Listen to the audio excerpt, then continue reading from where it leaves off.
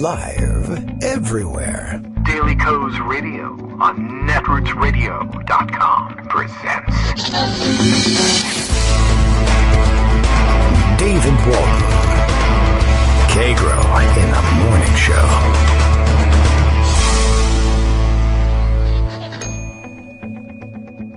Now, here's David Waldman. Hello, how you doing, everybody? It is Friday, April 20th. I'm going to slow everything down. April 26th, 2019. Time for another Friday show. Friday show means nothing in particular. No such thing as a weekend anymore. There's no time off. Trump rants at all hours, and I guess we always have to be on guard. But Daily Co's Radio is live now. That's the distinction between now and every other bit of the rest of the 22 hours of each day. I don't know how you can handle these things. Why are these 2 hours different from all other 2 hours? Because we're on the air live. What difference does that make if you listen on the podcast? Not much. I don't know. Doesn't rise to biblical levels. What can I tell you? All right, Daily Co's Radio is live now. Bill knows it's live in Portland, Maine, because he has a computer there. It's a very unique situation. But here's what he's got laid out for us today. Kagro X, that's me, David Waldman. Hi, how you doing? Tweet me on Twitter. Use that Kagro X handle if you want to catch my attention. You really want to catch my attention. Use the KITAM hashtag. What are we going to do today? We won't stop talking. That's what we will do, or we won't do anyway, until you pay me a $2 million ransom, by which I mean, of course, medical bill. Never mind, I didn't say ransom. I never said that. Delete that from your mind. Talking, of course, about new revelations, I think, maybe new revelations about Otto Warmbier having been ransomed from North Korea after all. Of course, the government, Donald Trump's government, at that point wanted to insist, as many governments might in his shoes, that they were not paying ransom to get him back from North Korea. Instead, they were paying medical bills. That's the story. Of course, Otto Warmbier fell into a coma shortly after being sentenced to 15 years hard labor in North Korea. No one entirely sure how that happened, but it did happen. And the North Koreans not exactly forthcoming about what his condition was, but he was in a coma for an extended period of time. They have guest hospitals to take care of foreigners because, of course, it looks bad, I suppose, if you get put in a regular North Korean hospital and they don't do anything for you and you die. I'm sure that in a regular, normal system like one here in the United States, you might have racked up $2 million in medical costs during that time. Of course, most of the rest of the free world, which North Korea is not, you probably would not have been handed a bill at all, but I'm not certain what that says. It feels like the North Koreans are trolling us with this, handing over a $2 million bill, which apparently the negotiating team sent to negotiate the release of Otto Warmbier from North Korea had to call home and ask, what are we supposed to do with this thing? They're handing us, let me grab the story on it and we'll read it, because it was pretty interesting, I thought, and all the more reason for Bill to have started out his morning tweet with it this way. We were probably going to get to it anyway, although who knows whether I put it in Pocket or not. I can put it there, it just doesn't make a difference anymore. Something's going on in Pocket I'm going to have to figure out. But North Korea issued a $2 million bill for comatose Otto Warmbier's care. By the way, Donald Trump thinking of issuing a $2 million bill here in the United States as legal currency and keeping it for himself just for a souvenir once he's, if he ever decides to leave office, let's say. Not that he has to wait until then in order to grab the thing. Anyway, here's the story by Anna Fifield, I'm guessing is the correct pronunciation here. An April 25th entry in the Washington Post. North Korea issued a $2 million bill for the hospital care of comatose American Otto Warmbier. They make it sound like that should be hyphenated. A comatose American. I know a few of them myself. Insisting that a U.S. official sign a pledge to pay for it before being allowed to fly the University of Virginia student home from Pyongyang in 2017. The presentation of the invoice It's very dramatic sounding. Prepare for the presentation of the invoice. Not previously disclosed by U.S. or North Korean officials, why look to either of those regimes for transparency, was extraordinarily brazen, even for a regime known for its aggressive tactics. But the main U.S. envoy sent to retrieve Warmbier signed an agreement to pay the medical bill on instructions passed down from President Trump, according to two people familiar with the situation. They spoke on a condition of anonymity because they were not authorized to discuss the matter publicly. The bill went to the Treasury Department, where it remained unpaid throughout 2017, the people said. However, it is unclear whether the Trump administration later paid the bill or whether it came up during preparations for Trump's 2 summits with Kim Jong-un. Therein lies the rub, I suppose. Although, don't talk about rubs anywhere around Donald Trump, especially when he's down at Mar-a-Lago. It's probably a bad topic. This is what's going on here. I'm not sure what to make of this. In all likelihood, it seems to me that if North Korea was serious about getting that money, and why wouldn't you be? I mean, $2 million just being handed to you for no real reason. Sure, I'll take it. Hard currency, hard to come by. I'm sure they were interested in getting it. So, I mean, if they were interested in getting the money, I assume that they might have insisted prior to any of the so-called summit meetings that the bill be paid. The thing is, I'm thinking about, like, well, what do I want to happen here? I mean, I guess I want the United States to say, no way, I'm not paying the bill. Or whatever, the situation is. Sure, I'll sign the paper, and then we'll say we'll pay the bill, and then you give us the person we're here for, and we'll take them, and then say, screw you, I'm not paying North Korea $2 million. Now, ordinarily, though, the problem is the United States government signs a paper saying that they pledged to pay the $2 million. That sucks. It's a bad deal. You wish you could negotiate for the release without paying a ransom, but okay. I mean, I thought the master negotiator would be able to do that, but he didn't. But on the other hand, is this Donald Trump we're talking about? Maybe finally we have something that he's like skilled at and it's good for the country. Like if you're going to send somebody to promise to pay $2 million, but then not pay it because screw those guys, Donald Trump is your man for that job. We finally found we should have offered him up as a hostage negotiator all these, years ago. He could have felt important that way instead of screwing everything up as president of the United States. Go to wherever, I don't know, some repressive regime somewhere is holding either an American or anybody for that matter, and we want to use American good offices to win some goodwill around the world, send Donald Trump. He'll say, yeah, we'll pay you $2 million, $5 million, $50 billion. I'll sign the papers, and then I'll say, screw you, I'm not doing it. That should have been Donald Trump's job. He's fantastic at that. So in the sense that he's willing to sit there and negotiate an agreement and then totally lie to your face and stiff you, I guess he's a great negotiator. Most people think of a great negotiator as somebody who can get the number that's on paper down, but that's only because we go into it with the assumption that we're going to pay the number on the paper. Send Donald Trump, and that's never an assumption. So I'm not sure how I would want this thing to go. I mean, I guess I would want this thing to go like, I don't know. I don't know how to tell you how to negotiate something like this. But at the end, do I want it paid now that we have the guy? No, I guess I don't want to pay them the money either.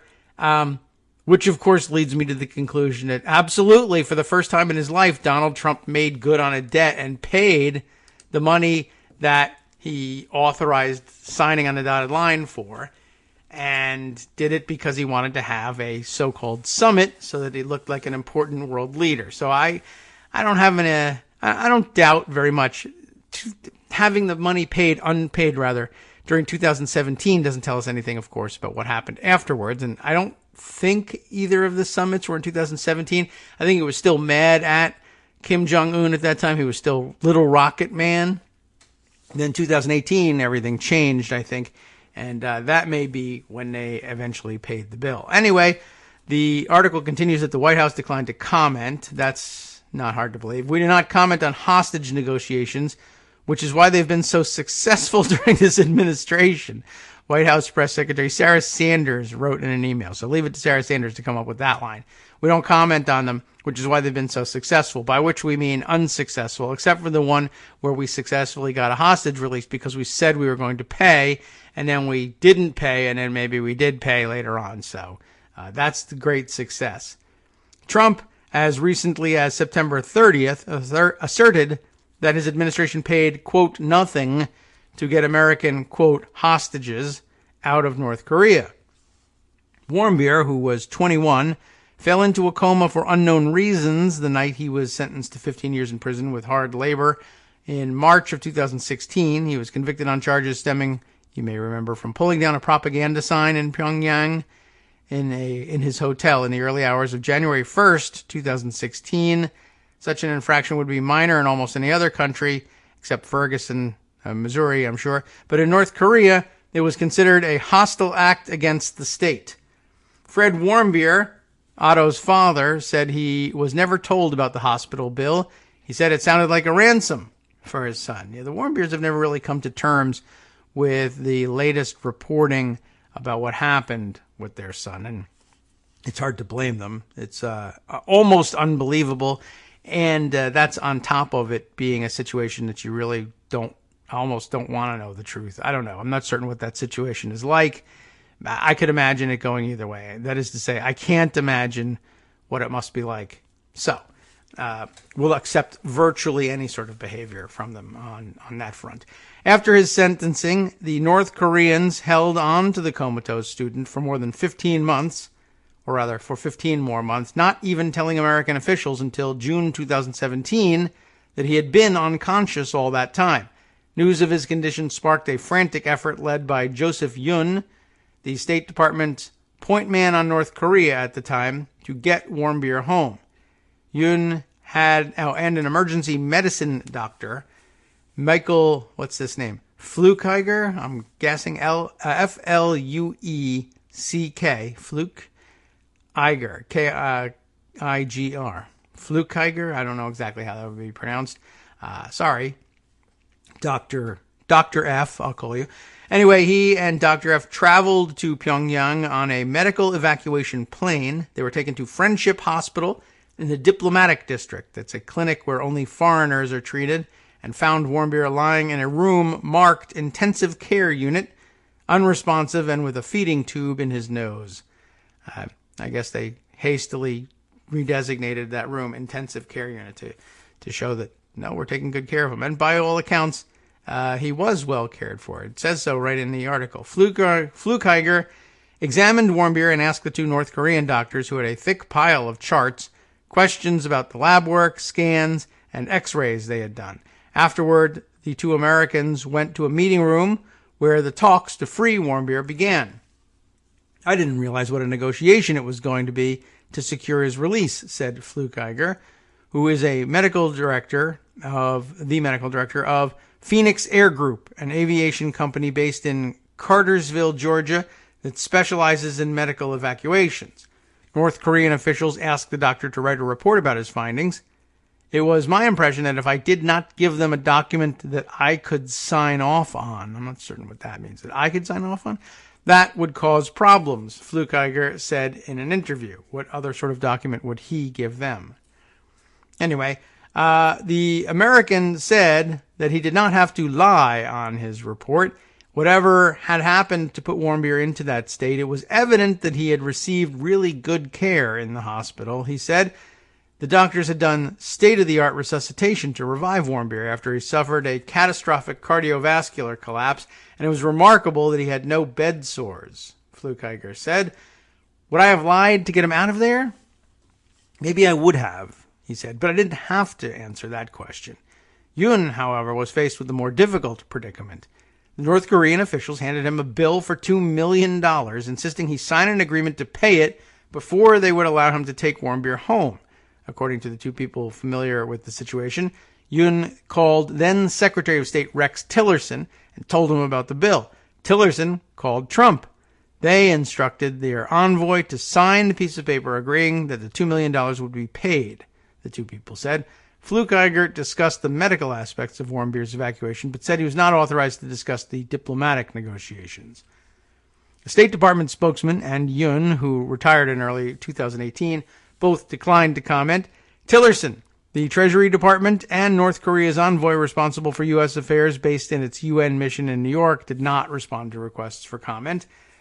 Warmbier's brain damage while in North Korean hands and subsequent death caused widespread shock in the United States, but the news that North Korea expected the U.S. government to pay for his care has caused further backlash.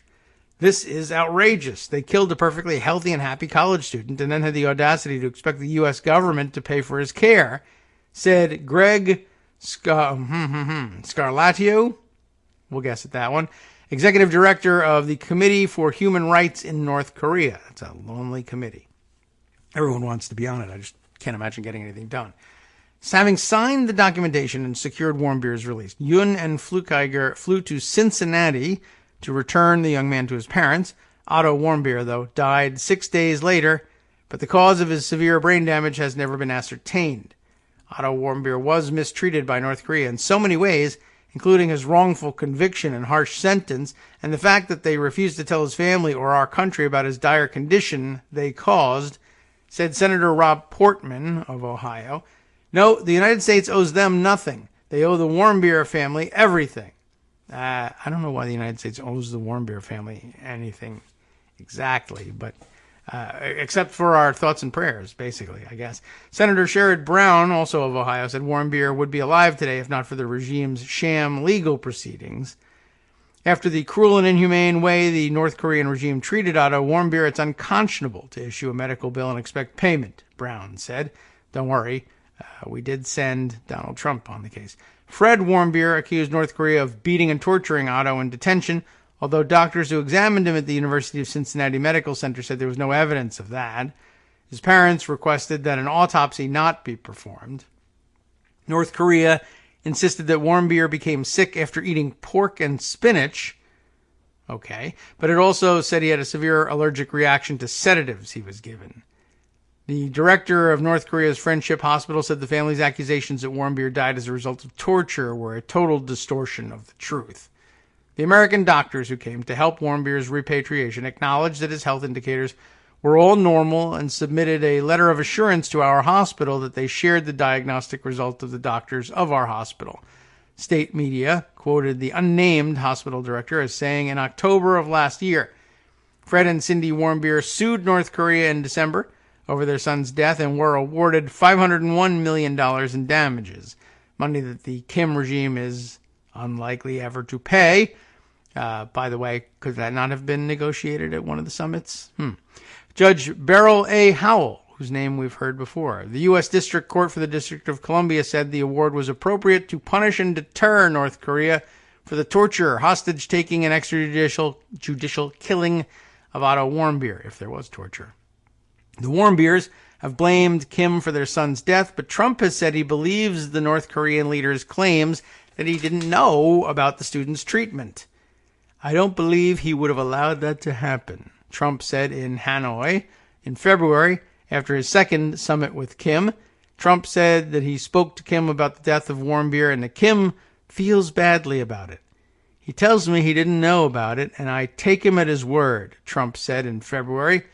North Korea has taken Americans as hostages before, and this is not the first time Pyongyang has threatened huge hospital bills for detained Americans. Kenneth Bae, a Christian missionary and diabetic who was held in North Korea for almost 2 years, said he was told he would be charged 600 euros a day for his care at Friendship Hospital. That's just the insulin, probably. The bill for his first hospital stint while in detention came to 101,000 euros, about $120,000 at the time. Bae wrote in his memoir, Not Forgotten. It's a bad title.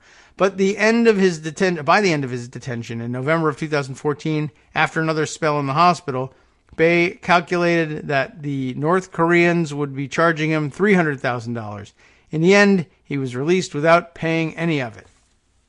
So, I don't know what to make of it, except to say that if we're not paying, I guess that's good, although I don't love the idea that the U.S. government is running around signing agreements to pay money and then not paying them. But I suppose if that's going to happen, having it happen to the North Koreans is probably the least troubling of the possible scenarios.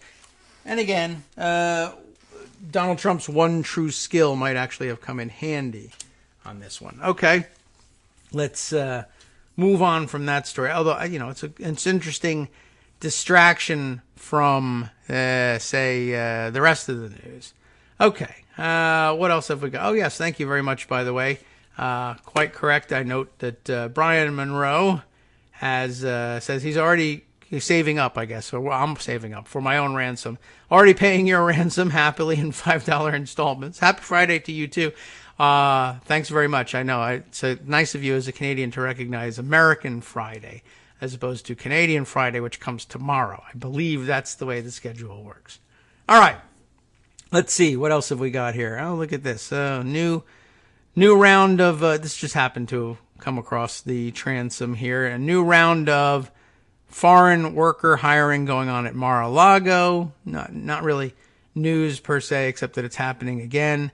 BuzzFeed reporting this one. Trump says Mar-a-Lago can't find U.S. workers to hire. Can't find them anywhere. They're nowhere to be had. New documents show dozens applied, but, that's the same story year after year, quite honestly. But they love the foreign guest workers at Mar-a-Lago. I don't know whether they're necessarily cheaper, but I have a feeling that the guests at Mar-a-Lago like the idea of being served by foreigners because I think it genuinely makes them feel, I don't know, I think they feel like they're dominating these foreigners. I know we must be getting them on the cheap because they work for peanuts over there. That's great. I love it. You're a great negotiator, Donald. I don't know whether he pays them less or not. Maybe he doesn't pay them at all, for all I know. Anyway, they're all getting genius visas, I'm sure, to come in, serve the food, the beautiful chocolate cake at Mar-a-Lago. I'll put that aside for you to check out if you'd like to hold it up next to the same article from last year and the year before that and the year before that. You're welcome to do so. It makes a good hobby. All right. What else have we got here? Yes. I did get this. This would make for a good Friday story, although I bet it's long and our first break is coming up. Perhaps I'll save it for the second break. This much discussed here, and I don't know how far into the article we're really going to have to get.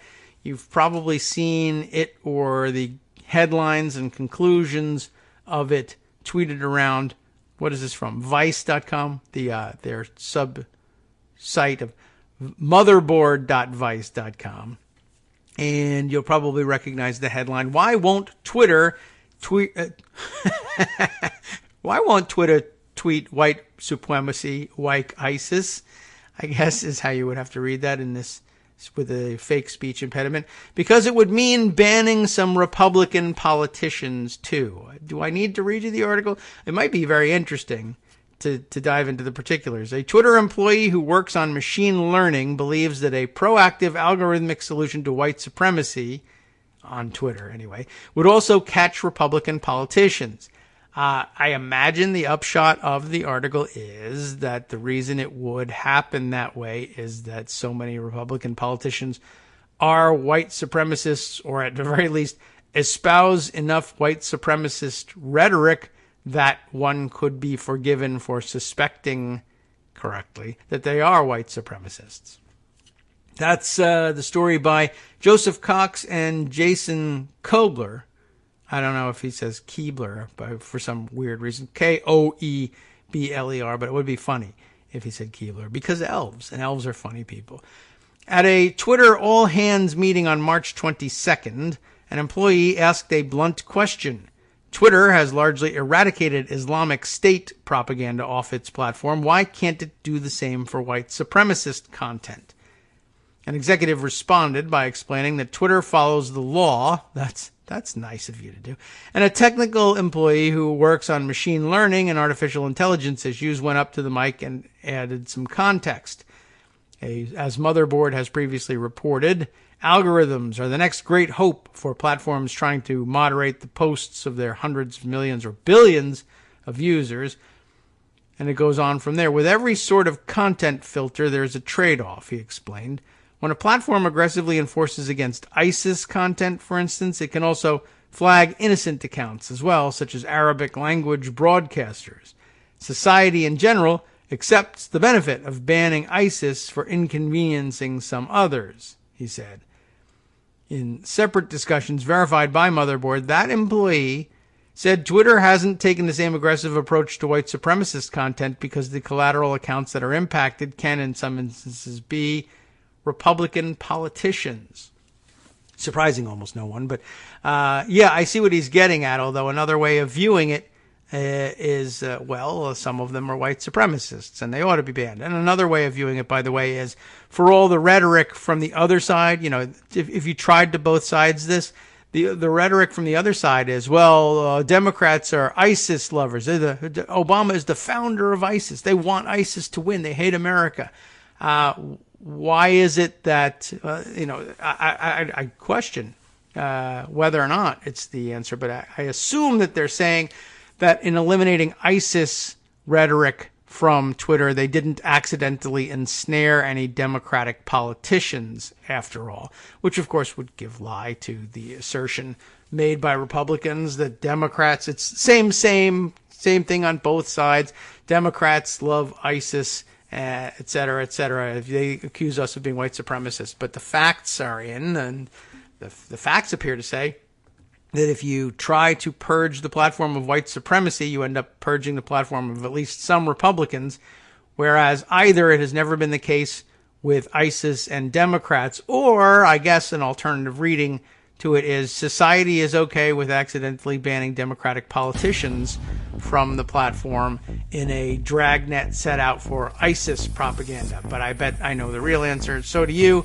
It's that no, the two circles never overlapped in the way that Republicans and white supremacists do on Twitter, and I think it's probably obvious to everyone that that's the case. All right, we may or may not continue on with the reading. I'll scan it over the next 2-minute break to see whether it's worth diving further in or moving on from there. Everyone loves moving on. Hi everybody, it's me, David. Let's change things up from the old fundraising pitch for just a minute and talk instead about how you can be a part of our show. If you've got a smartphone or any other electronic recording device, why not sit down and record a segment for us? Read us an important article and give us your take. Or read one of your own original essays, or even just give us your commentary on something you'd like to share that's important to you. Then send the file to me at kagrox@gmail.com, and I'll try and work it into the show. Short segments, a few minutes in length, are easiest to fit in. And of course, I can't always guarantee that I'll be able to play everything, but if you've ever shouted at your radio or TV about something you wish was being covered, here's your chance to change that. Make the show your own. Send your submissions to me at kagrox@gmail.com.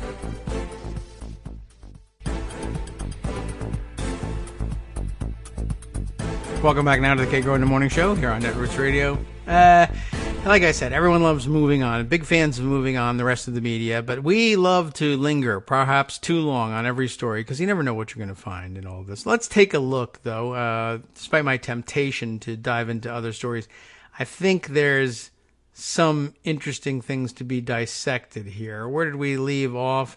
With every sort of content filter there being a trade-off, right? And in separate discussions verified by Motherboard, that employee said Twitter hasn't taken the same approach to white supremacist content because you could end up ensnaring Republican politicians.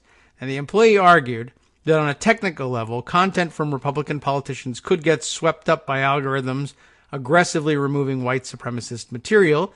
Banning politicians wouldn't be accepted by society as a trade-off for flagging all of the white supremacist propaganda, he argued. But hey, I'm not so sure. There is no indication that this position is an official policy of Twitter, and the company told Motherboard that this is not an accurate characterization of our policies on enforcement on any level. But the Twitter employee's comments highlight the sometimes overlooked debate within the moderation of tech platforms. Are moderation issues purely technical and algorithmic, or do societal norms play a greater role than some may acknowledge? Though Twitter has rules against abuse and hateful conduct, civil rights experts, government organizations, and Twitter users say the platform hasn't done enough to curb white supremacy and neo-Nazis on the platform, and its competitor Facebook recently explicitly banned white nationalism. I mean, they say they have, except, it's still there. Still, there's a slight difference between the two companies and their positions. Wednesday, during a parliamentary committee hearing on social media content moderation, UK MP, Member of Parliament, Yvette Cooper, asked Twitter why it hasn't yet banned former KKK leader David Duke. And Jack, ban the Nazis, has become a common reply to many of Twitter CEO Jack Dorsey's tweets.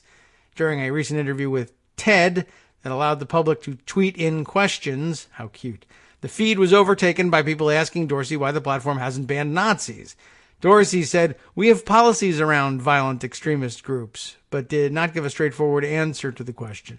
Dorsey did not respond to two requests for comment sent via Twitter DM by the writers here, I guess. Twitter has not publicly explained why it has been able to so successfully eradicate ISIS while it continues to struggle with white nationalism. As a company, Twitter won't say that it can't treat white supremacy in the same way as it treated ISIS, but external experts Motherboard spoke to said that the measures taken against ISIS were so extreme that if applied to white supremacy, there would certainly be backlash because algorithms would obviously flag content that has been tweeted by prominent Republicans, or at the very least, their supporters. So it's no surprise then that employees at the company have realized that as well. I guess the other untold part of the story is there were probably many, many Arabic speakers who were unfairly banned in the ISIS dragnet. It's just that people don't understand that or care about it either because they're Arabic speakers and that makes people suspicious of them to begin with. If you're a Trump type or you aren't following and don't speak Arabic and don't hear much about it because it's outside of your circles. If you are otherwise sympathetic to the cause of somebody innocent being swept up in a dragnet. And by the way, it does happen all the time, and you very frequently hear people on the left side of the spectrum getting banned, at least temporarily, all the time because they are mass reported by right-wing trolls. So they don't seem to worry about that sort of thing very much when it isn't somebody from the party of playing the refs. So I guess that's really what's going on. Anyway, back to the article. So no surprise then that employees of the company have realized as well that they would end up banning Republican politicians, and that would be viewed unfavorably by the loudmouths. This is because the proactive measures taken against ISIS are more akin to the removal of spam or child porn than the more nuanced way that social media platforms traditionally police content, which can involve using algorithms to surface content, but ultimately relies on humans to actually review and remove the content or leave it up. A Twitter spokesperson said told Motherboard that 91% of the company's terrorism-related suspensions in a 6-month period in 2018 were thanks to internal automated tools. The argument that external experts made to Motherboard aligns with what the Twitter employee aired. Society as a whole uncontroversially and unequivocally demanded that Twitter take action against ISIS in the wake of beheading videos spreading far and wide on the platform. The automated approach that Twitter took to eradicating ISIS was successful. I haven't seen a legit ISIS supporter on Twitter who lasts longer than 15 seconds for 2.5 years. We'll give this a try. Amarnath, Amar Singham, an extremism researcher at the Institute for Strategic Dialogue, told Motherboard in a phone call, society and politicians were willing to accept that some accounts were mistakenly suspended by Twitter during that process. For example, accounts belonging to the hacktivist group Anonymous that were reporting ISIS accounts to Twitter as part of an operation called OpISIS, the hashtag OpISIS, were themselves banned. Okay, probably nobody crying for them either. Plus, they're anonymous, so what are you going to do? Don't know who to cry for. That same eradicate everything approach applied to white supremacy is much more controversial. It really shouldn't be. I mean, the obvious answer is too many Republican politicians too easily, let's give them the benefit of the doubt, accidentally lapse into white supremacist rhetoric. I mean, because they like it. That's the answer. Most people can agree a beheading video or some kind of ISIS content should be proactively removed, but when we try to talk about the alt-right or white nationalism, we get into dangerous territory. That's because you're talking about dangerous people, but all right. Where we're talking about Iowa Representative Steve King or maybe even some of Trump's tweets, so it becomes hard for social media companies to say all of this content should be removed, Amara Singham said. Well, I like removing it. In March, King promoted an open white nationalist on Twitter for the third time. King quoted Faith Goldie, a Canadian white nationalist. That's your fault, Brian. Earlier this month, Facebook banned Goldie under the site's new policy banning white nationalism. Goldie has 122,000 followers on Twitter and has not been banned at the time of this writing. Last year, Twitter banned Republican politician and white nationalist Paul Nehlen for a racist tweet he sent about actress and Princess Meghan Markle. But prior to the ban, Nehlen gained a wide following on the platform while tweeting openly white nationalist content about, for example, the Jewish media. So I guess if you get a princess, you're in trouble. But not a Jewish American princess. That's offend one of those, and you're in good standing. So I don't know what to tell you. Yeah, I said it. Ban me. Any move that could be perceived as being anti-Republican is likely to stir backlash against the company, which has been criticized by President Trump and other prominent Republicans for having an anti-conservative bias. This is absolutely the part that addresses working the refs here. Tuesday, on the same day Trump met with Twitter's Dorsey, the president tweeted that Twitter doesn't treat me well as a Republican. Very discriminatory, Trump tweeted. No wonder Congress wants to get involved, and they should. J.M. Berger, author of Extremism and a number of reports on ISIS and far-right extremists on Twitter, told Motherboard that in his own research, he has found a very large number of white nationalists identify themselves as avid Trump supporters. Cracking down on white nationalists will therefore involve removing a lot of people who identify to a greater or lesser extent as Trump supporters. And some people in Trump circles and pro-Trump media will certainly seize on this to complain they are being persecuted, Berger said. There's going to be controversy here that we didn't see with ISIS because there are more white nationalists than there are ISIS supporters. And white nationalists are closer to the levers of political power in the U.S. and Europe than ISIS ever was. The obvious answer here is for ISIS accounts to put MAGA and pro-Trump in their bios so that they can complain when they're eliminated. Twitter currently has no good way of suspending specific white supremacists without human intervention. I mean, I would do that job, by the way, if you want to call me. And so it continues to use human moderators to evaluate tweets. In an email, a company spokesperson told Motherboard that different content and behaviors require different approaches. For terrorist-related content, we've seen a lot of success with proprietary technology, but for other types of content that violate our policies, which can often be much more contextual, we see the best benefits by using technology and human review in tandem, the company said. All right, well, there is a little bit more. I'm just curious whether it will call out any more specific examples, but it doesn't look like it. Let's see. Yeah, not much in the way of specific examples. It ends with a quote, though, from Brandy Collins Dexter, Senior Campaign Director at Color of Change, who said, Twitter has a responsibility to stomp out all voices of hate on its platform. Instead, the company is giving a free ride to conservative politicians whose dangerous rhetoric enables the growth of white supremacist movements into the mainstream and the rise of hate online and off.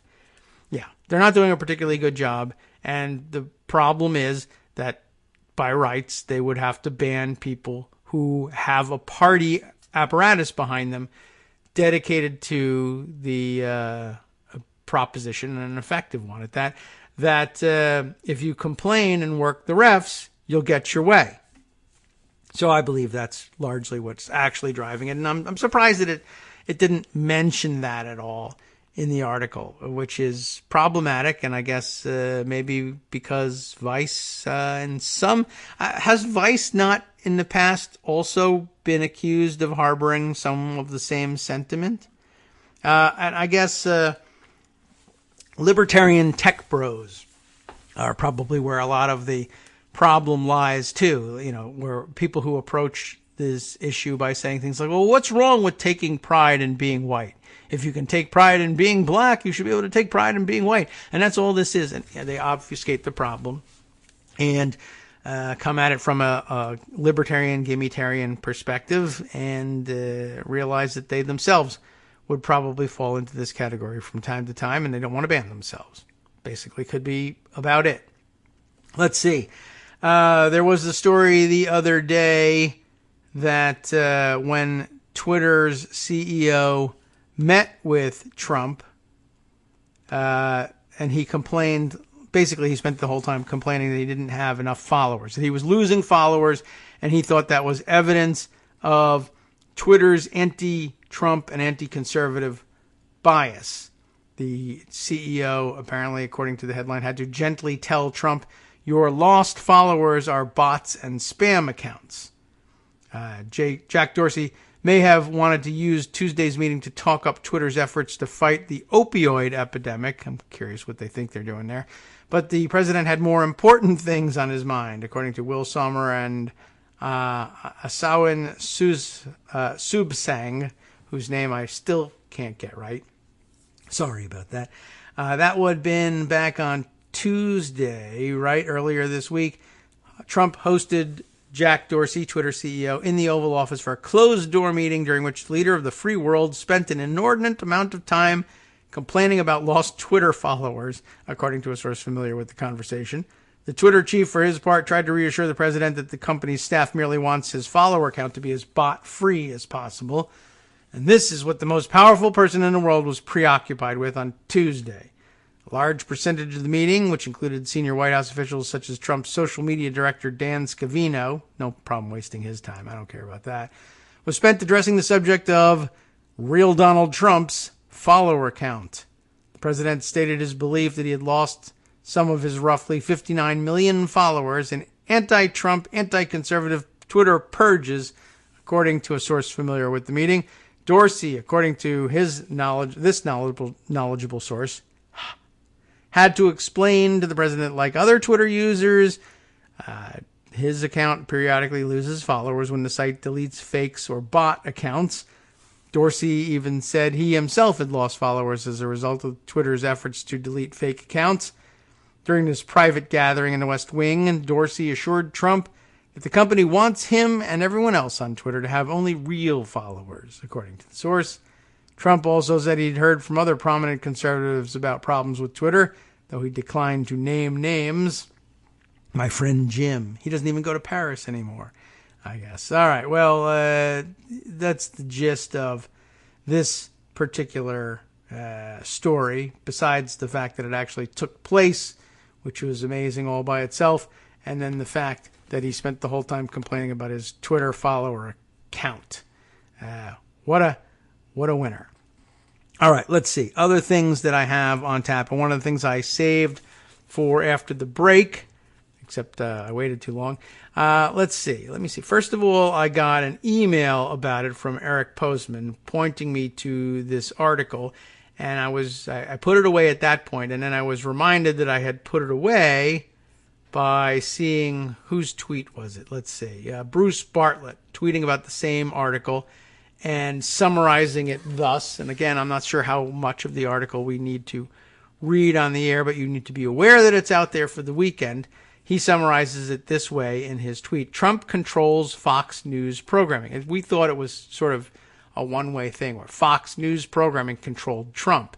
But apparently it goes both ways, neither one healthy. Trump controls Fox News programming. He calls Rupert Murdoch whenever he wants something changed, and it's changed. Let's take a look at this piece in Vanity Fair. Gabriel Sherman, who I recall, if I'm right about this, my recollection is that he writes some very high-quality pieces about Trump without characterizing them. Executives are very worried Fox and Friends will be next, it says in quotes here. Then explaining, after taking over Fox, Lachlan Murdoch is in a Trump trap. Subheader tells us, when advertisers rebelled at outrage anchors like Jeanine Pirro and Tucker Carlson, Trump called Lachlan's daddy, Rupert Murdoch, to keep them on the air. Inside, the battle for the future of the network is the subheader here on Gabriel Sherman's piece for Vanity Fair. And I thought a very interesting and worthy one. It's a little lengthy, but I think we could probably dive in and see if we can figure things out. It's not huge, but reveals a very interesting dynamic as between the two of them. A feedback loop, really. So a little bit of chicken and egg, I guess.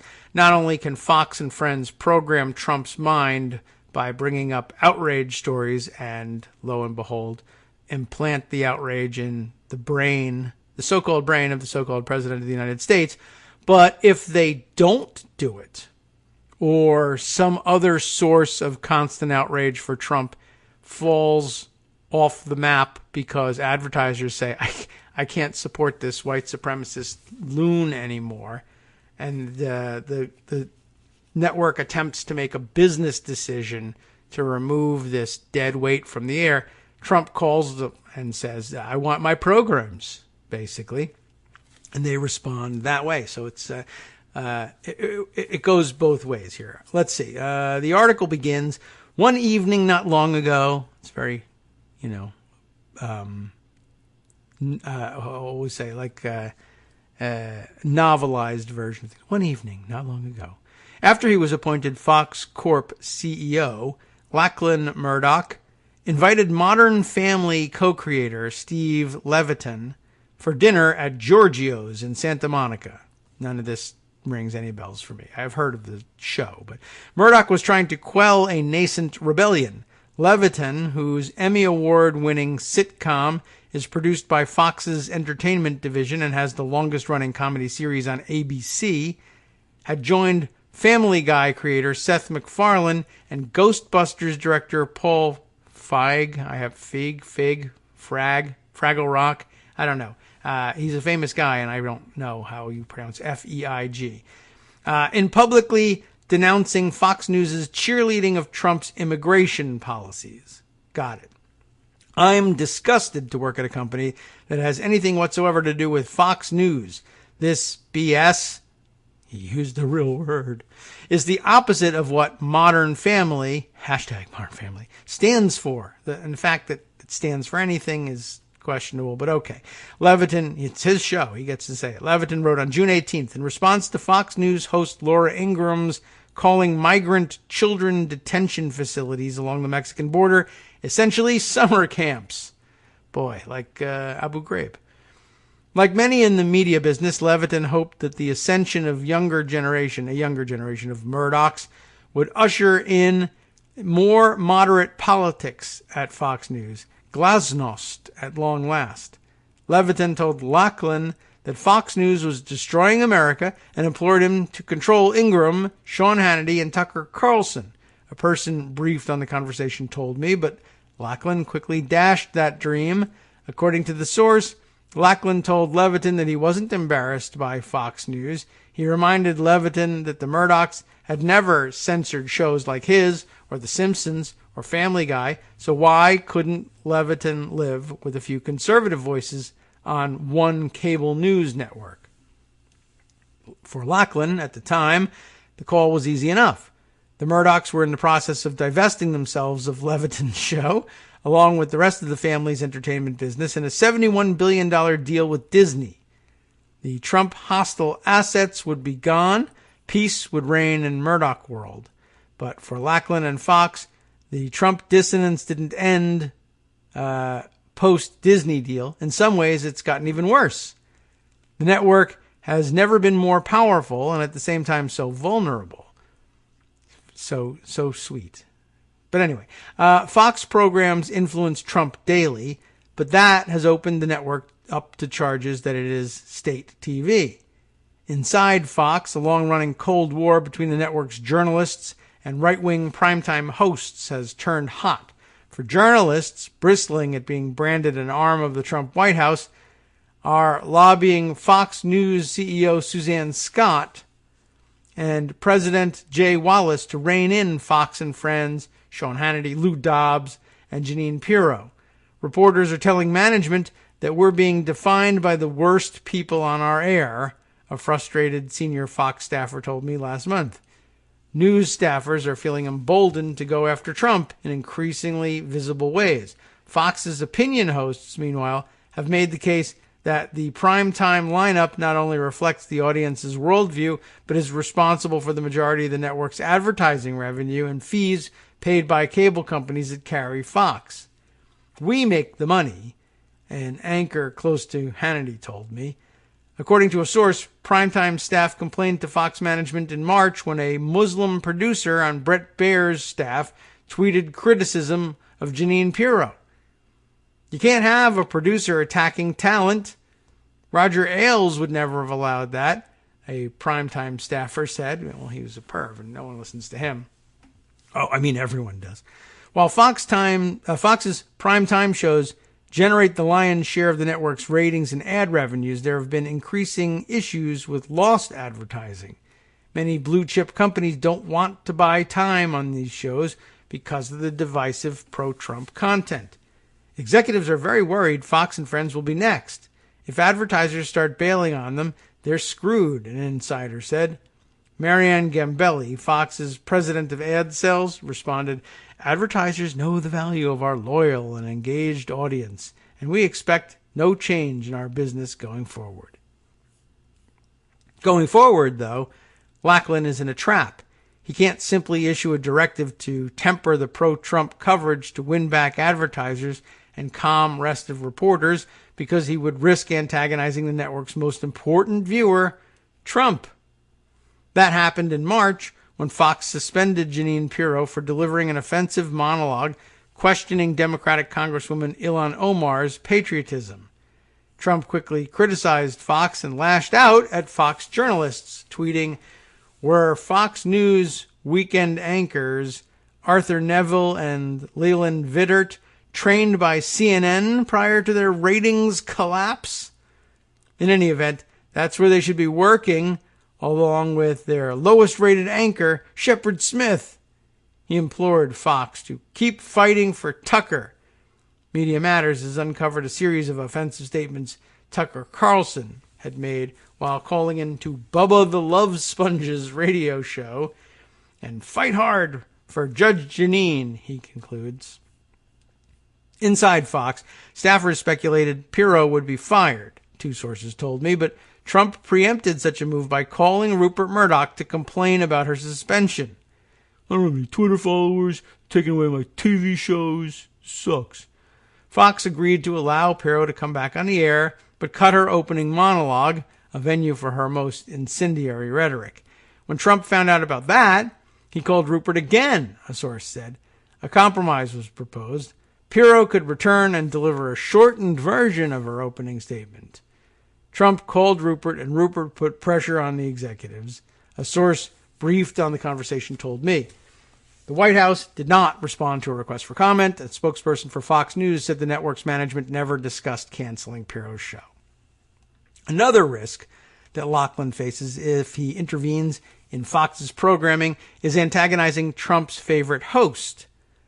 According to sources, Hannity is still angry over the Murdoch's firing of Fox News CEO Roger Ailes and co-president Bill Shine, Hannity's close friend and former producer. And I guess he can't get any chicks anymore, because those guys were doing all of the really dirty work for him on that.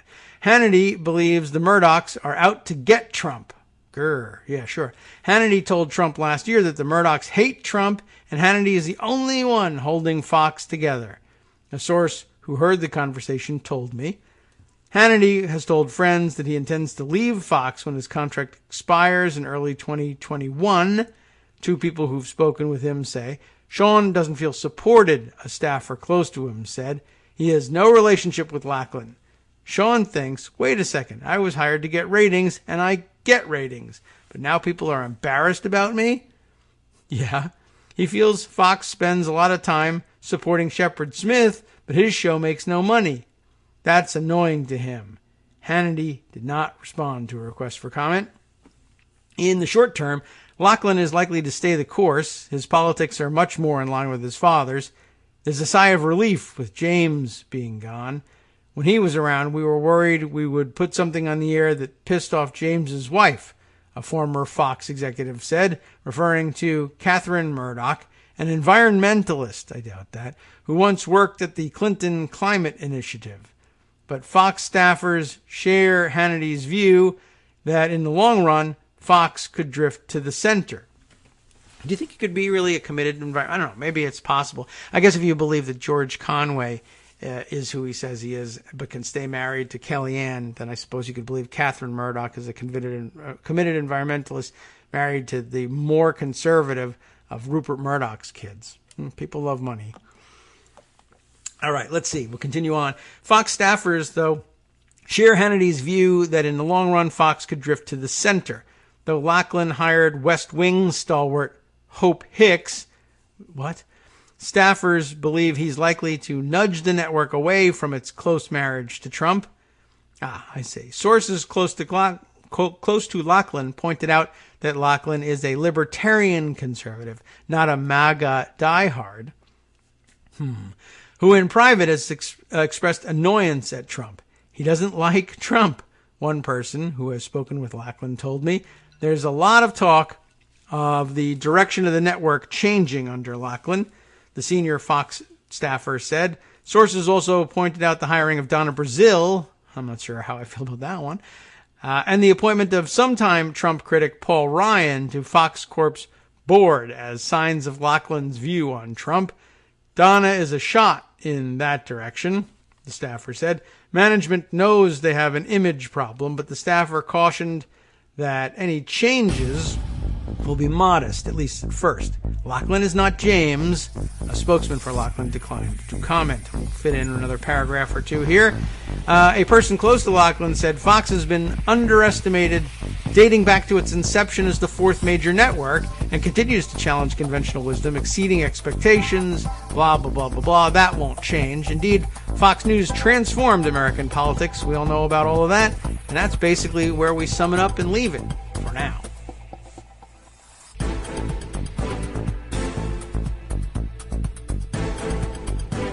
Welcome back now to the Kagro in the Morning Show here on Netroots Radio. Just taking that short break, catch the breath. I am answered in reading about this and I guess the Twitter CEO's exchange with, both with the president and with all hands at Twitter who came forward to say, yeah, you can't ban white supremacy because you're going to end up banning Republicans inadvertently, but it's really not inadvertent. It's very purposeful. You were out to get white supremacists. These guys are white supremacists. You should get rid of them. They're going to have to wrestle with the possibility that elected Republicans really are white supremacists, and some of them just say they are, and I don't know why it's such a problem for them to take them at their word. But okay, I guess the bigger problem is the ones who deny it. Our good friend, employee of the month, Warfare Class, has sent us this saying, I'm so old I remember the GOP working the refs in 2016. Of course, most of us do remember it in 2016 and probably for decades earlier as well. But he's pointing me to David French's piece at the National Review. If a conservative speaks and Facebook censors him, does he make a sound?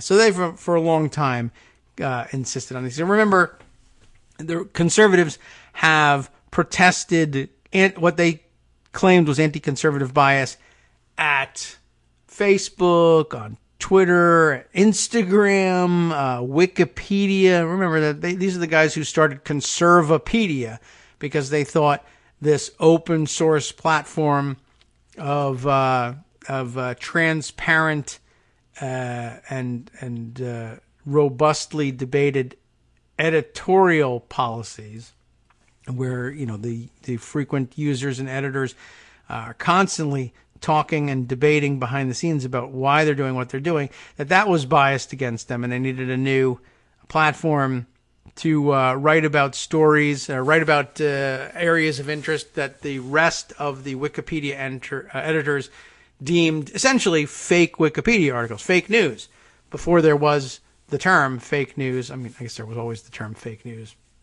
But for years, for decades, there's been an effort on the Republican side to build a Republican or conservative alternative to anything. XYZ. You know, Red State is supposed to be a Republican, was supposed to be a Republican Daily Kos. I mean, they needed that. We really actually were biased against conservatives, and for good reason. But they also think they see anti-conservative bias in places where it doesn't exist and where it's not supposed to, and where the platform is meant to minimize bias wherever possible. They still see it.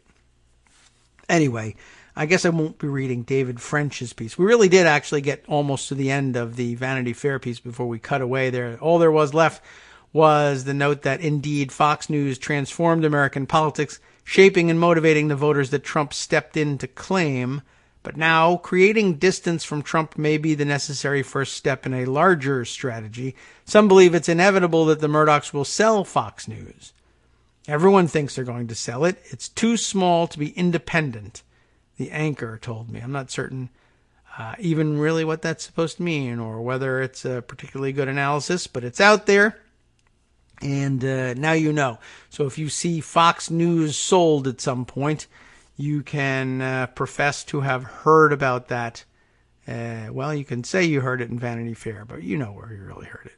Right here, where I read it to you. Okay, let's see. Other stories that I have put aside that I think are worthy of inclusion in today's show, or will be included regardless, because I can't scan other stories fast enough. Let's add this bit in here. This sounds like kind of a fascinating take. Allegra Kirkland, a senior editor at TPM, tweets that the NRA is blaming its financial woes on its longtime ad firm, accusing Ackerman McQueen, that's the firm, of sneakily, systematically overbilling for its services. But as Josh Kovensky at TPM reports, the NRA went through this exact same scandal in the 90s. There's a little screen grab here, but at a link to the entire article. That sounds pretty interesting. Let me scroll through and see. How long do you think it will take us to get through this one? Or do we just do the screen grab of the key graph? Let's see, which did Allegra grab here? Today's allegations about the NRA's ties to Ackerman are exactly the same as what occurred in the 1990s. Jeff Knox, a lifelong gun rights advocate whose father, Neil, was an NRA board member who narrowly lost the 1997 vote to become the group's president, told TPM, "It's not clear what we're paying for. It's not clear what we're accountable to. We don't have standards, and this needs to change," Knox said. I feel like we might need more detail on that one. The National Rifle Association is a multi-million-dollar legal firefight with one of its own, Ackerman McQueen, a Oklahoma-based advertising firm behind NRA TV. The NRA portrays itself as an unwitting dupe in the April 12th lawsuit, alleging that its 40-year partner swindled it through contracts that allowed the ad firm to charge virtually unlimited expenses and potentially permitted current NRA President Oliver North to double dip into the group's finances. That wouldn't surprise me at all. The New Yorker, he's you know what? You can trust him around guns and money. Oliver North. Really? Okay. I mean, you stuck your face in the rat trap. I don't know what to tell you. The guy is chiefly known for effing around when it comes to guns and money. And okay. The New Yorker followed up with a detailed report into the layers of mutual self-dealing between the NRA and Ackerman that have pushed it to the financial brink. I'd like to read that detailed report perhaps sometime. According to the report, the gun lobbying giant is on the verge of insolvency after hundreds of millions of dollars flowed from gun owners' memberships and donations into the pockets of NRA and Ackerman execs. Although remember that hundreds of millions of dollars is really from the gun manufacturers more so than gun owners' memberships. What's missing is the picture from the picture is that today's ongoing scandal is largely a repeat of a fiscal management fiasco that played out in the mid-90s, featuring the same key players, Wayne LaPierre and Ackerman McQueen. Today's allegations about the NRA ties to Ackerman are exactly the same. We read this part before.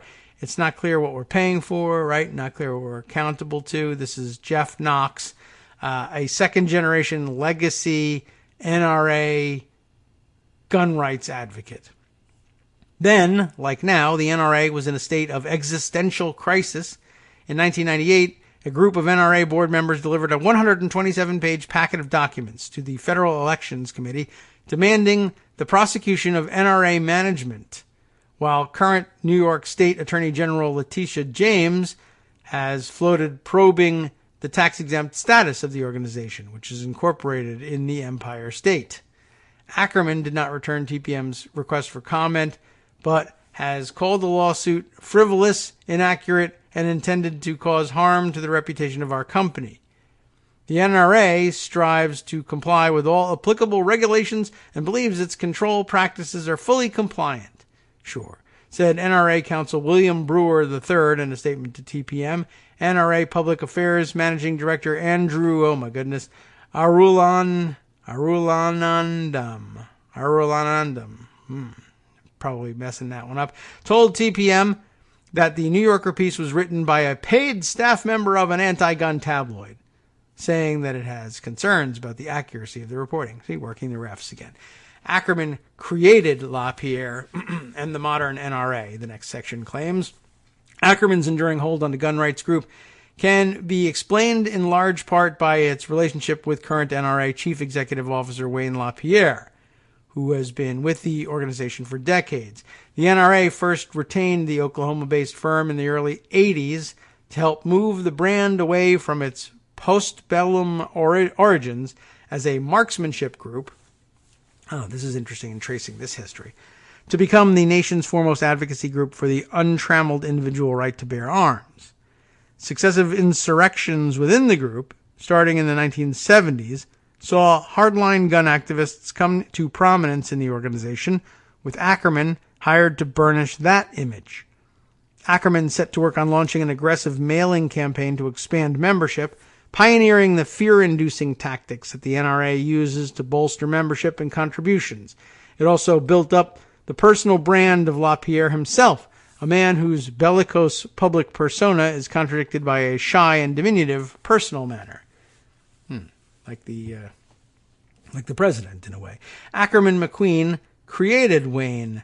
John Aquilino, the former NRA spokesman, told TPM, adding that they fashioned him as a tough guy. Does sound a lot like Trump. Ackerman's efforts worked. An ad campaign featuring celebrities like Tom Selleck and Ted Nugent holding their personal weapons with the slogan, "I am the NRA," was wildly popular, and LaPierre became something of a celebrity in his own right. But some at the NRA were starting to grow suspicious of Ackerman's influence and where the huge sums the ad firm was receiving were actually going. By the mid-'80s, the NRA's in-house public affairs staff, including Aquilino, was ousted, and Ackerman was brought in-house at the NRA. Former NRA lobbyist Richard Feldman told TPM he saw this arrangement as a built-in conflict of interest. It never seemed right to me that they'd be willing to tell the client what the client needed, that there was no review process. I felt for many, many years that Ackerman McQueen was far more important than the board of directors. Feldman's suspicions proved to be well-founded. A confidential audit submitted to the FEC showed Ackerman receiving $23.6 million in contracts from the NRA from 1993 to 1995. In part for radio shows and TV spots the group was buying. In a statement also submitted to the FEC, a group of NRA board members said that the audit showed that cronyism was apparent between the NRA and its major vendors, such as the PR firm Ackerman McQueen, adding that the company had never undergone a competitive contract bidding process. Meanwhile, the NRA's coffers were dwindling. The 1995 Associated Press story found that the NRA ran cumulative operating $69 million in deficits from 1991 to 1993. Between 91 and 94, the group's assets reportedly dropped from $103 million to $47 million. And weren't they hired to do direct mail fundraising? Among other things. I guess they just got away from that. David Gross, an NRA board member during the period, told TPM that the NRA membership was being harvested like a crop for private benefit. Neil Knox, then a board member, told LaPierre to fire Ackerman in 1996, and instead the NRA signed a new contract with Ackerman's subsidiary called Mercury. That same year, Knox's son Jeff recalled to TPM his father began to push for LaPierre's firing. According to the affidavit filed with the FEC, Mercury President Tony Macris responded by recruiting actor Charlton Heston to run against Knox for an officer position in the 1997 NRA election. When you have Moses walk into your convention and say he's running for the board, he'll win, Jeff Knox told TPM, harboring a deep grudge against Moses, Jeff? The Mercury higher-ups allegedly helped cast Knox as the fringier hardline candidate and secured a Heston victory. How amazing is that? With their man in place, former NRA executives told TPM the advertising firm was allowed to maintain its hold on the group and continue to ratchet up its particular brand of fear-based advertising. 3 years after the election against Knox, Heston would famously use an Ackerman-made phrase to attack presidential candidate Al Gore on his pro-gun control stance in the wake of the Columbine High School massacre. I want to say those fighting words for everyone within the sound of my voice to hear and to heed, and especially for you, Mr. Gore, from my cold, dead hands. Remember that one? Heston yelled at a 2000 rally. The NRA's current financial woes bear a striking similarity to what happened during that tumultuous period in the 1990s. The 2019 lawsuit accuses the NRA of signing contracts with Ackerman under which the gun lobby would cover the ad firm's travel and related expenses. The contracts also required the NRA to funnel money to additional third-party contractors working on NRA issues and provide a termination fee to cover severance payments if the NRA's relationship with Ackerman ended.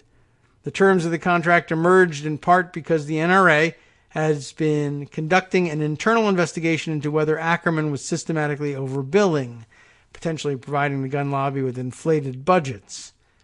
The NRA is seeking those documents as part of its investigation, which Ackerman allegedly refuses to turn over. How ironic, given all the news of the prior parts of the week. Oliver North, the organization's president, is suggested to have signed a separate agreement with Ackerman under which the NRA would cover all of his costs, effectively allowing North to double dip. Not sure how that's working. On top of that, the New Yorker story alleges that some of the NRA's top vendors employed close relatives of the gun lobby's executives, allowing money from top-dollar contracts to stay within the family, so to speak. That I understand. David Gross, a 1990-era NRA board member, recalled that during the scandal in that period, everyone's brother-in-law had a job providing services at a top rate. Documentation backs this up. A 1998 FEC affidavit accuses the lobby of unethical insider dealings amid concerns that vendors, gun manufacturers, and self-dealing board members have taken control of the NRA to protect their vested interests. The affidavit goes on to say the NRA, through its public relations firm, could willingly accept inflated invoices and thus overpay vendors, and accuses LaPierre of failing to follow the simplest of business procedures, having written agreements with vendors. Another parallel, heavy spending on media appearances. In the 1990s, a chunk of Ackerman's spending went to publicity efforts on LaPierre's behalf. The New Yorker story documents how NRA TV, an Ackerman project, pays nearly $1 million per year to right-wing commentator Dana Loesch. Wow. Brewer, the NRA counsel, pushed back on these allegations, saying that the NRA had a conflict of interest policy and where appropriate, related party transactions are reviewed and approved by a committee of independent directors. Naturally, there are occasions where the NRA engages vendors who have a connection to NRA executives, employees, or board members, but only when such an arrangement works in the best interest of the organization and its members, Brewer said in a statement. LaPierre deserves a good amount of the blame for allowing the NRA to basically relive the same scandal nearly 30 years apart, according to some former NRA executives. He's been vice president since 1991. So I think that's long enough time for him to take ownership of it, Feldman told TPM. So also an interesting topic, well worth knowing about before the upcoming weekend. Let's scan down a little further and see what else we can get to here. Where did we leave off in our catch-up efforts here? This is an interesting one. I mean, I don't think we'll learn anything new. This is just more along the lines of, here's what mainstream media news is reporting, and I think we would find ourselves largely in agreement with it. We'll see whether there's any nuggets to mine that we could consider new. NBC News reporting under the headline, Mueller report shows Trump campaign left itself wide open to Russians, officials say. Yeah, I thought they might say that. The Russians found a group of people who were not intelligence savvy and didn't listen to U.S. intel officials, said a CIA veteran. That's largely the problem. I think we knew that. Ken Delanian and Tom Winter put this piece together. So, like I said, NBC News, so this means a larger swath of America will be catching up with this one over the weekend. The Mueller report's narrative of secret meetings between members of Donald Trump's orbit and Russian operatives, contacts that occurred both before and after the 2016 election, portrays a political campaign that left itself open to a covert Russian influence operation, former intelligence officials and other experts say.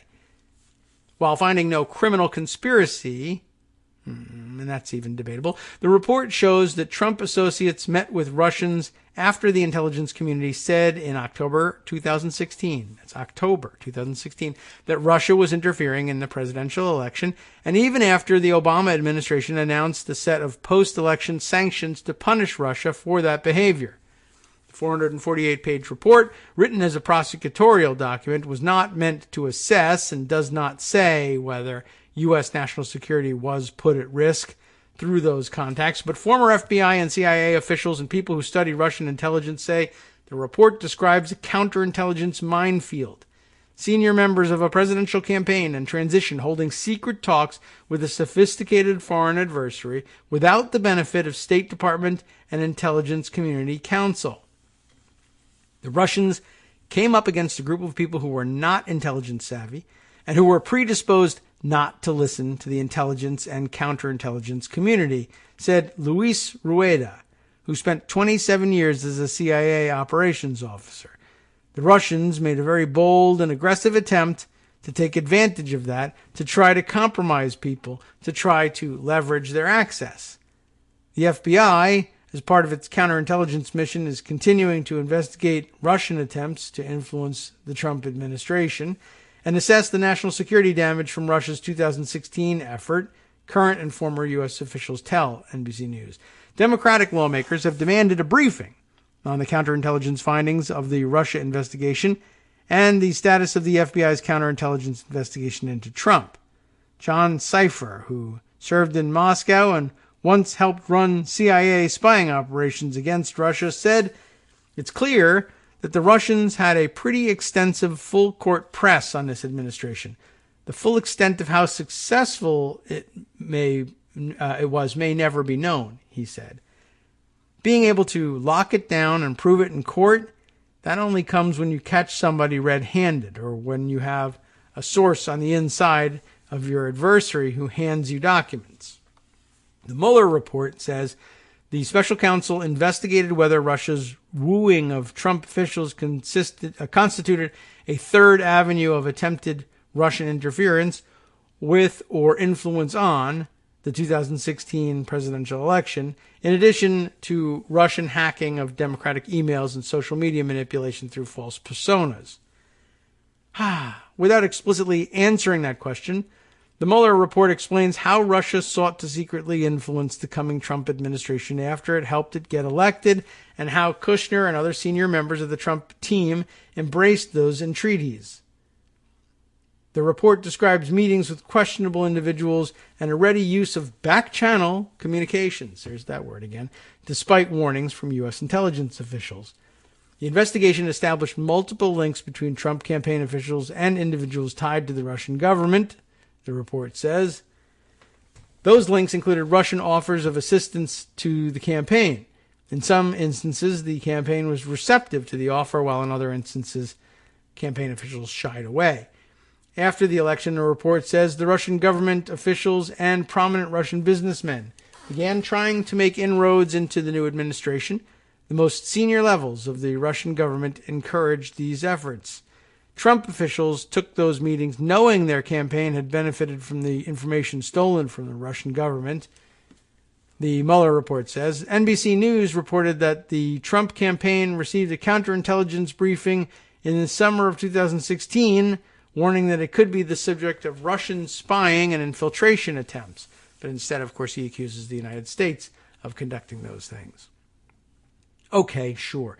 The fact that Trump's team did not coordinate their Russia meetings with the U.S. government gave the Russians leverage. Cipher and other experts say U.S. government officials with security clearances who failed to report contacts with the Russian nationals could lose their security clearances or their jobs, maybe next president.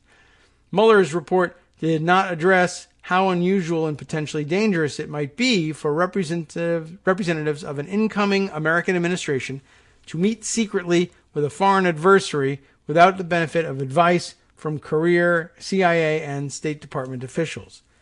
But in a separate court case this week, when the Justice Department submitted an affidavit from a former head of counterintelligence to the FBI, who explained his views of the dangers of the so-called back channels, it came in the case of Maria Butina, the Russian former college student who has pleaded guilty to acting as an unregistered agent of Russia. Prosecutors are recommending an 18-month prison sentence. And there's more about Butina in the news these days, but this guy doesn't cover it. But let's see. Continue on. Butina, who is not mentioned in the redacted Mueller report, maybe, was seeking to expand Russian influence on Republicans and the National Rifle Association at the direction of a senior Russian central banker. Court records show she did so by cultivating influential Americans who did not know that she was working on behalf of the Russian government, the documents say. Her goal, the documents say, was to open unofficial channels of communication between the Russian government and key Americans.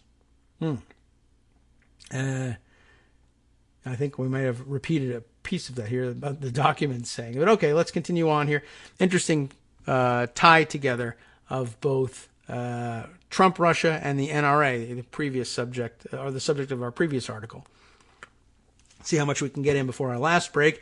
Butina's stated goal of establishing a back channel of communication, if it had been achieved, would have benefited the Russian government by enabling them to bypass formal channels of diplomacy, win concessions, and exert influence within the United States, wrote Robert Anderson, former head of counterintelligence for the FBI, in an affidavit. We read about that earlier, the filing documents, or the filed documents in the Butina case. Such benefits to the Russian government would have carried with them commensurate harm to the United States, including harm to the integrity of the United States political processes and internal government dealings, as well as U.S. foreign policy interests and national security. Political influence, in addition to recruiting spies and stealing defense secrets, is a main goal of intelligence operations against the U.S. by Russia, Anderson said. The U.S. is Russia's primary target for malign and intrusive intelligence operations. Russia works to obtain not only classified material or trade secrets, but also to collect any information that could, by itself or in conjunction with others, assist the Russian government in increasing its geopolitical power or undermining and harming that of the United States. In my expert opinion, Butina provided the Russian Federation with information that skilled intelligence officers can exploit for years, and it may cause significant damage to the United States. Andrew Weiss, a Russia expert at the Carnegie Endowment for International Peace, cited Anderson's affidavit this week as evidence that the Mueller report's narrative of the Trump-Russia contacts is damning. Seen against this backdrop, it's clear that the conduct outlined in Volume 1 of the Mueller report created enormous damage to the U.S. national security, Weiss tweeted. Anderson is scathing about the impact of back-channel amateur hour. In an interview, Weiss said, that while the Trump administration has not given Russia the total reset in relations it was hoping for, Trump has consistently followed Putin's lead on a number of matters, such as a plan to create a joint U.S.-Russia cybersecurity agency, not smart, or Trump's agreement that he would help Putin repatriate Syrian refugees displaced by civil war. Both ideas were quickly walked back by senior U.S. officials. Trump has repeatedly praised Russian President Vladimir Putin, resisted acknowledging Russian election interference, and denigrated the NATO alliance. That much is not news. Hi, it's me, David Waldman, your host for Kagro in the Morning, with a brand new interruption to say thanks to all of you who support the show. Remember when I told you that our average monthly donation was about $7, for which you were getting 2 great hours of news and entertainment 5 days a week, and how that came out to about 70 cents an hour?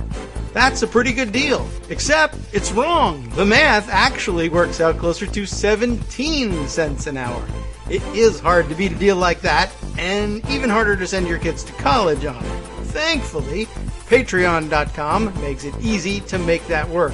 Patreon, Patreon.com, is the simple, secure way to make recurring monthly contributions to support our show. Just search for me or the show name on the site, and they make it easy to crowdfund the show so that the power of our numbers can keep the show going for just a few bucks a month. Once again, thanks so much for all your support.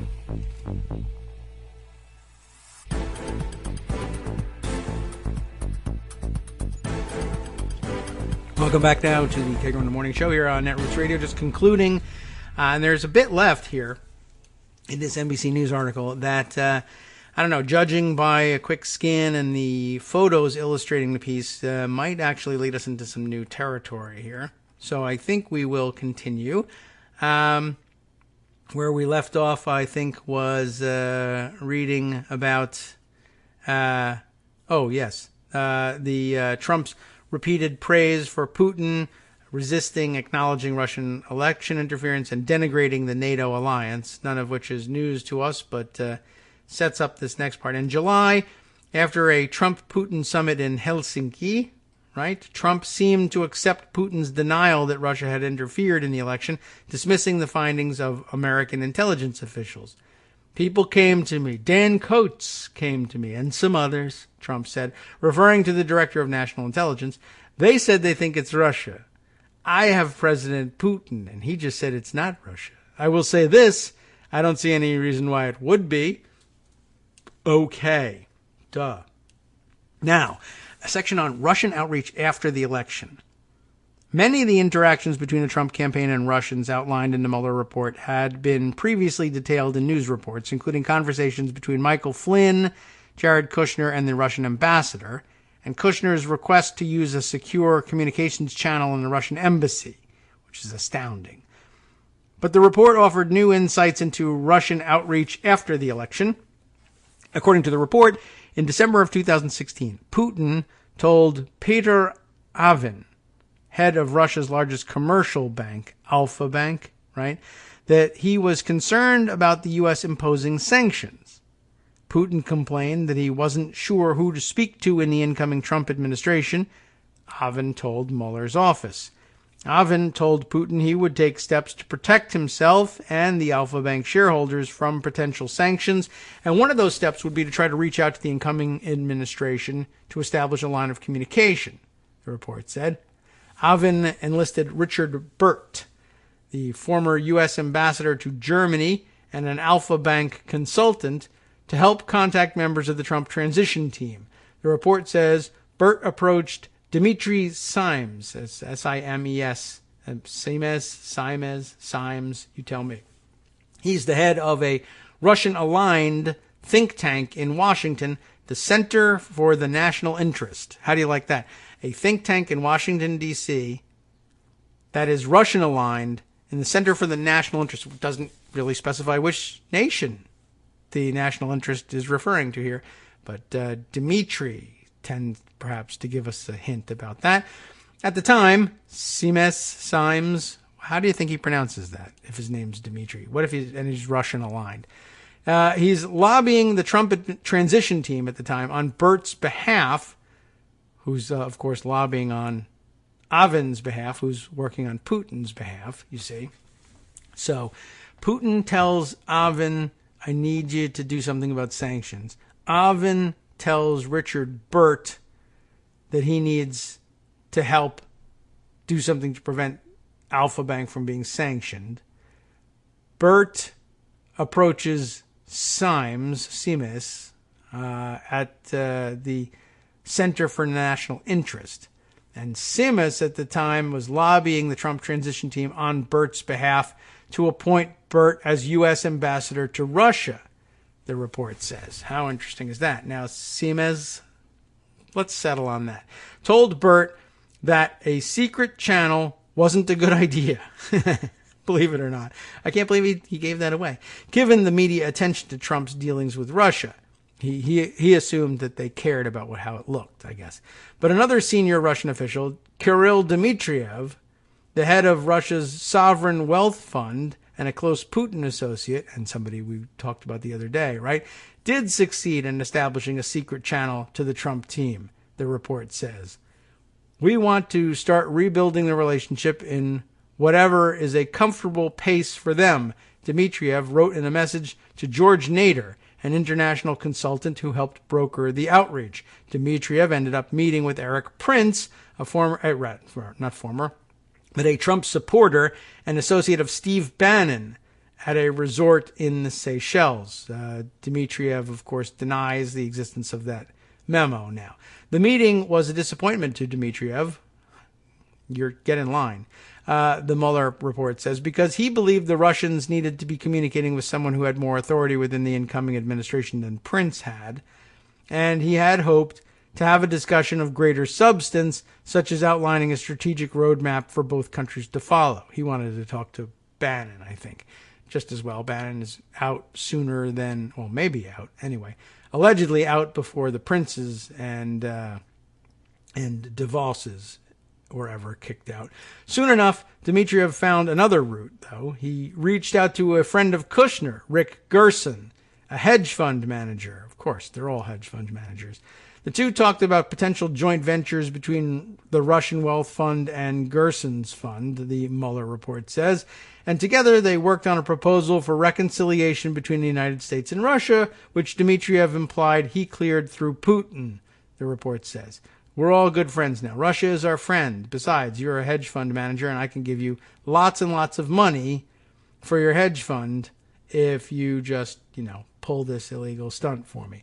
On January 16th, in 2017, Dmitriev consolidated the ideas for U.S.-Russia reconciliation that he and Gerson had been discussing and into a 2-page document that listed 5 main points. Interesting. That is it's the same document that Dmitriev denied ever existed, although the last report we read said that it was handed over at the Seychelles meeting, not to Gerson, the hedge fund guy. On January 16, 2017, he consolidated the ideas for U.S.-Russia reconciliation that he and Gerson had been discussing into a 2-page document that listed 5 main points. 1, jointly fighting terrorism. 2, jointly engaging in anti-weapons of mass destruction efforts. 3, developing win-win economic and investment initiatives. 4, maintaining an honest, open, and continual dialogue regarding issues of disagreement. And 5, ensuring proper communication and trust by key people from each country. Gerson sent the 2-page proposal to Kushner before the inauguration, and Kushner later gave copies to Bannon and then Secretary of State Rex Tillerson, the report says. Genius article, those memo, those things represent. And, of course, I guess it goes along with what did we see circulated on Twitter yesterday, that Jared Kushner has been handed, in addition to everything else, control over the immigration issue for the White House. And he's got a brilliant 2-point plan, which consists of border security and legal immigration. There you go. That's the plan. At least this one has 5 points. Dmitriev works harder than Kushner does. Gerson and Dmitriev appeared to stop communicating with each other in March of 2017, the report says, when the investment deal they had been working on together showed no signs of progressing. Gerson was only in it for the money. It's classic foreign intelligence activity on the part of the Russians, though, says David Gomez, a former FBI agent whose specialties included counterintelligence. The Russians are trying to develop unwitting assets. If they can entice Eric Prince, they can entice Jared Kushner. If they can entice Donald Trump into secretly dealing with them, they have essentially opened a back door into the administration and the U.S. government. Pushing back on criticism about the administration's Russia stance, White House officials say they have been much harder on Russia than President Barack Obama was. There's never been a president as tough on Russia as I have been, Trump told reporters last year, echoing comments he has made many times because he loves to lie. Okay, that's my own editorializing there. But by the way, before I get too far off the subject here, you see what happened with Gerson and Dmitriev, right? Dmitriev said, I'm the head of the Sovereign Wealth Fund. You're a money-grubbing hedge fund guy. As wealthy as you are, you're still a money grubber. Tell you what, let's talk about a joint venture. And sure, fine, why not? And then, by the way, can you, if you have contacts with Kushner, can you give him this memo? Sure. So the back channel is established, and then the memo is passed on, and then Dmitriev has no more use for Gerson. And guess what? No money forthcoming, Gerson. So you got suckered. You're an unwitting asset. All right, continuing on here. The Trump administration has imposed additional sanctions on Russia and provided lethal assistance to a Ukrainian government that is battling a Russian incursion. How's that going, by the way? Still, Trump's unwillingness to call out Russian election interference makes it easier for Russia to succeed next time. Former senior intelligence officials tell NBC News just this week, son-in-law Kushner dismissed Russian interference as a few Facebook ads and said the Mueller probe was more damaging to the U.S. than anything Russia did. Russia's English-language propaganda network, RT, was quick to embrace Kushner's stance. Not surprising. The Trump White House is like a juicy peach waiting for the Russians to come and pluck it, one former official said, and Trump is not moving the branches away from them. Not surprising. By the way, also reminds me a little bit of, it's just a few Facebook ads, and probably the Mueller probe was worse for the U.S. than anything Russia did.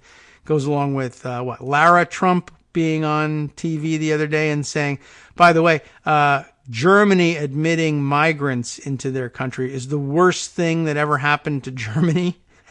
Can anybody think of anything worse that ever happened to Germany? Germany has a long history of having worse things happen.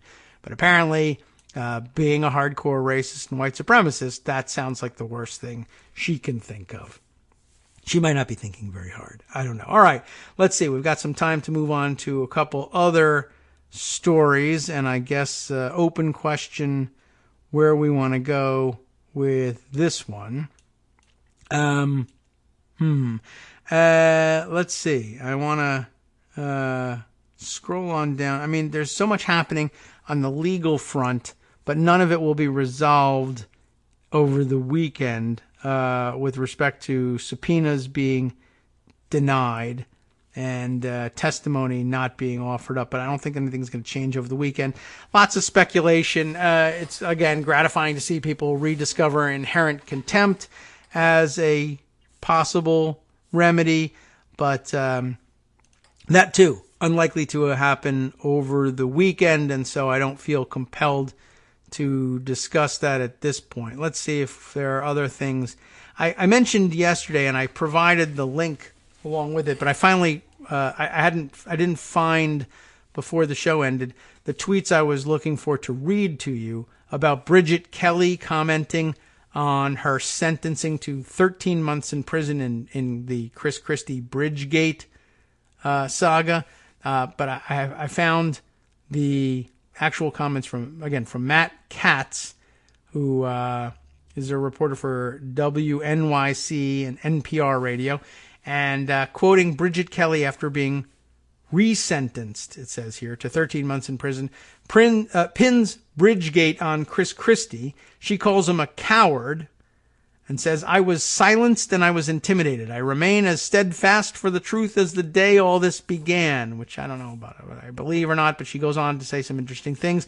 The fact that I am here in place of others in the Christie administration and the governor himself only proves that justice is not blind. It picks winners and losers. How did all these men escape justice? I don't know whether she emphasized men or not, but it certainly looks that way. There is only one person, only one, and he was powerful enough to prove this act. Mr. Christie, you are a bully, and the days of you calling me a liar and destroying my life are over. The truth will be heard. And for the former governor, that truth will be inescapable, regardless of lucrative television deals or future campaigns. I will make sure of that, she says. Well, I wish her good luck. We'll see whether it works out that way. But I thought I would share with you the actual quotes on the air because I thought they were intriguing at the very least. Let's see. Where to next? Let's see. There's the New York Times report on whether or not there's any truth to the matter asserted by Donald Trump, which do I even need to tell you what it is? The answer is no, there's no truth to it. With scant precedent, it is titled here, White House insists Trump could fire Mueller himself. That opened to some question, but I don't know if necessarily the way we'll spend the close of the show. Well, let's review some of the options. House Democrats grappling with how to respond to Trump's refusal to cooperate with investigations. We know pretty much what their options are on that. A question from justsecurity.org. Mueller report and the president's personal lawyers. Did they violate criminal law and ethical rules? Probably. We'll have to think about whether or not we want to wade through that one. Well, as a matter of fact, perhaps the sort of thing we ought to at least take a quick look at. Stephen Gillers, I believe, the writer on this one. Let's open up the original, scan to see how long and in-depth this piece is. We might be able to do this and perhaps one other before closing things out. Mueller report and the president's personal lawyers. Did they violate criminal laws and ethical rules? Because Justice Department policy, and maybe it is fallacy or folly, forbids an indictment of a sitting president, Robert Mueller chose not to say the president obstructed justice. But Mueller also refused to say that the president clearly did not commit obstruction of justice. So the president is neither accused nor exonerated. What about the president's personal lawyers? They don't enjoy the president's immunity from indictment. The Mueller report has dozens of references to the conduct of Rudy Giuliani and many more references to the president's personal counsel, a group that includes Giuliani, Jay Sekulow, and others. And here are just a few of the report's references. Might as well do a little more Mueller report before the week ends. Pardons for Manafort. So this is direct quotes, I think, from the report. Immediately following the revocation of Manafort's bail, the president's personal lawyer, Rudolph Giuliani, gave a series of interviews in which he raised the possibility of a pardon for Manafort. Giuliani told the New York Daily News that when the whole thing is over, things might get cleaned up with some presidential pardons. Giuliani also said in an interview that although the president should not pardon anyone while the special counsel's investigation was ongoing, when the investigation is concluded, he's kind of on his own, right? Then later on in Volume 2, the president's personal counsel stated that individuals involved in the special counsel's investigation could receive a pardon if, in fact, the president and his advisors come to the conclusion that you have been treated unfairly, using language that paralleled how the president has already described the treatment of Manafort. On November 26, 2018, the special counsel's office disclosed in a public court filing that Manafort had breached his plea agreement by lying about multiple subjects. The next day, Giuliani said that the president had been upset for weeks about what he considered to be the un-American, horrible treatment of Manafort. Remember all that language. Manafort told Gates that he had talked to the president's personal counsel and they were going to take care of us. That's a quote, going to take care of us. Manafort told Gates it was stupid to plead, saying that he had been in touch with the president's personal counsel and repeating that they should sit tight and will be taken care of. Gates asked Manafort outright if anyone mentioned pardons, and Manafort said no one used that word. Then, of course, there was threatening General Flynn. After Flynn withdrew from a joint defense agreement with the president and began cooperating with the government, the president's personal counsel left a message for Flynn's attorneys, reminding them of the president's warm feelings towards Flynn, which he said still remains, and asking for a heads up if Flynn knew information that implicates the president. When Flynn's counsel reiterated that Flynn could no longer share information pursuant to a joint defense agreement, the president's personal counsel said he would make sure that the president knew that Flynn's actions reflected hostility toward the president. I'll make sure he knows. Then, of course, Cohen's original false testimony to Congress. In the months leading up to his congressional testimony, Cohen frequently spoke with the president's personal counsel, and Cohen said that in those conversations, the president's personal counsel would sometimes say that he had just been with the president. Cohen recalled that the president's personal counsel told him the joint defense agreement was working well and assured him that there was nothing there, and if they stayed on message, the investigations would come to an end soon. At that time, Cohen's legal bills were being paid by the Trump Organization, and Cohen was told not to worry because the investigations would be over by summer or fall of 2017. Cohen said that the president's personal counsel also conveyed that as part of the JDA, Cohen was protected, which he would not be if he went rogue. Cohen recalled that the president's personal counsel reminded him that the president loves you and told him that if he stayed on message, the president had his back. In August 2017, Cohen began drafting a statement about Trump Tower Moscow to submit to Congress along with his document production. Cohen's statement was circulated in advance to and edited by members of the JDA, Joint Defense Agreement. Cohen understood based on this conversation and previous conversations about pardons with the president's personal counsel that as long as he stayed on message, he would be taken care of by the president, either through a pardon or through the investigation being shut down. Now, for those of us who study the behavior of lawyers, he writes, the intriguing questions these and other passages raise are, what did the president's personal lawyers think they were doing? Did they stay on the safe side of the legal and ethical lines that lawyers like to boast they will go right up to on behalf of their clients? Or did they cross those lines? We cannot definitively answer these questions. Not yet, anyway, but we can say that if the lawyers behaved as the report describes, at a minimum, they took very foolish risks. And that's understating things, I think. Obstructing justice with threats or promises is not a service lawyers are permitted to perform for their clients, nor is helping a client lie to Congress. Maybe a president is free to exercise his pardon power any way he wishes, and even if doing so impedes justice, or maybe not. Lawyers disagree about that. Far fewer lawyers disagree over whether the president can dangle a pardon even if he can issue one. But whatever immunity the president may enjoy does not extend to his lawyers. The Mueller report tells us that Giuliani floated the prospect of a pardon when Manafort was facing decades in prison and at a time when he could have been tempted to trade information harmful to the president for leniency. How is that any different from a subject of an investigation floating the possibility of a large cash gift or coveted job to a person in a position like Manafort's? The report also tells us that when Flynn withdrew from the Joint Defense Agreement and refused to any longer share information with the president's personal counsel said he would ensure that the president knew that Flynn's actions reflected hostility. How is that not a threat of retribution for flipping, a word Trump used disdainfully, publicly, and often? And if the president's personal counsel knowingly aided Cohen's false congressional testimony, they can be equally guilty of lying to Congress. The open question is about intent. Did the lawyers act corruptly when they said and did the things the Mueller report describes? Yes.